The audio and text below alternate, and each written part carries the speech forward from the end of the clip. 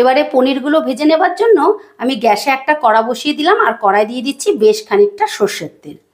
তেলটা গরম হয়ে গেলেই দিয়ে দিচ্ছি অল্প একটু নুন। নুনটা দিলে কি হবে, পনিরগুলো কড়াতে আটকেও যাবে না আর তাছাড়া পনিরটা খেতে পানসা লাগবে না। এবারে পনিরগুলো ভেজে নেব।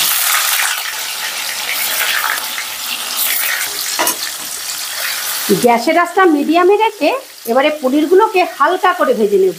পনির কখনো কড়া করে ভাজবে না, তাহলে কি হবে, শক্ত হয়ে যাবে।